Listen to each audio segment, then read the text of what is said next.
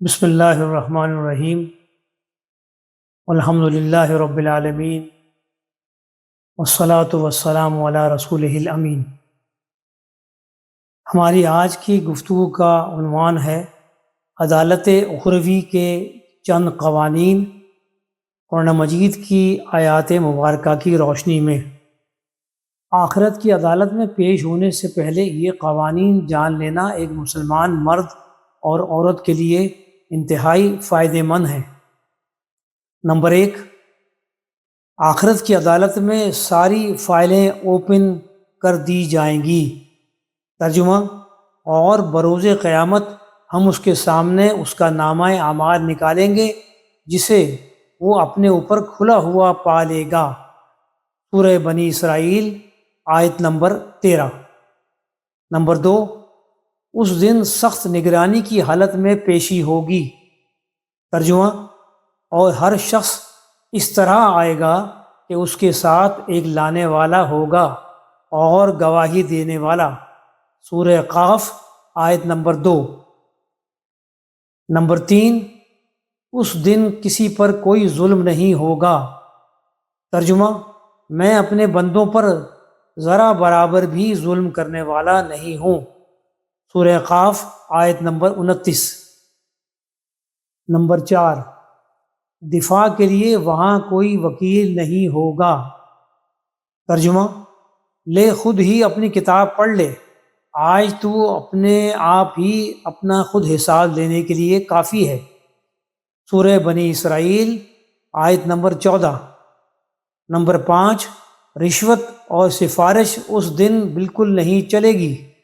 ترجمہ، اس دن نہ مال کام آئے گا اور نہ ہی اولاد۔ سورہ شعراء آیت نمبر 88۔ نمبر 6، ناموں میں کوئی تشابہ نہیں ہوگا۔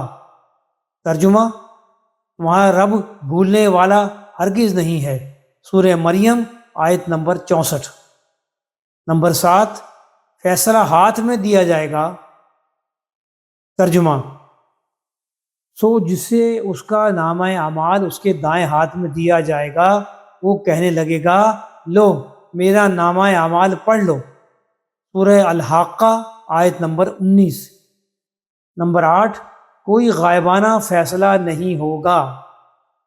ترجمہ، اور سب کے سب ہمارے سامنے حاضر کیے جائیں گے۔ سورہ یاسین آیت نمبر 32۔ نمبر 9، فیصلے میں کوئی رد و بدل نہیں ہوگی۔ ترجمہ، میرے یہاں فیصلے بدلے نہیں جاتے۔ سورہ قاف آیت نمبر 29۔ نمبر 10، وہاں جھوٹے گواہ نہ ہوں گے۔ ترجمہ، جب ان کے مقابلے میں ان کی زبانیں اور ہاتھ پاؤں ان کے اعمال کی گواہی دیں گے۔ سورہ النور آیت نمبر 24۔ 11، ساری فائلیں حاضر کر دی جائیں گی۔ ترجمہ، جسے اللہ نے شمار کر رکھا ہے اور جسے یہ بھول گئے ہیں۔ سورہ المجادلہ آیت نمبر 6۔ اعمال نمبر 12، اعمال تولنے کا باریک پیمانہ ہوگا۔ ترجمہ، قیامت کے دن ہم درمیان میں لا رکھیں گے ٹھیک ٹھیک تولنے والے ترازو کو، پھر کسی پر کچھ بھی ظلم نہ کیا جائے گا، اور اگر رائی کے دانے کے برابر بھی عمل ہوگا ہم اسے لا کر حاضر کر دیں گے، اور ہم اس کے لیے کافی ہیں حساب کرنے والے۔ سورہ انبیاء آیت نمبر 47۔ اللہ تعالیٰ سے دعا ہے کہ ہمیں قرآن مجید کی ان آیات مبارکہ کے مطابق اپنی زندگیوں کو بنانے اور سنوارنے کی توفیق عطا فرمائے۔ السلام علیکم ورحمۃ اللہ تعالیٰ وبرکاتہ۔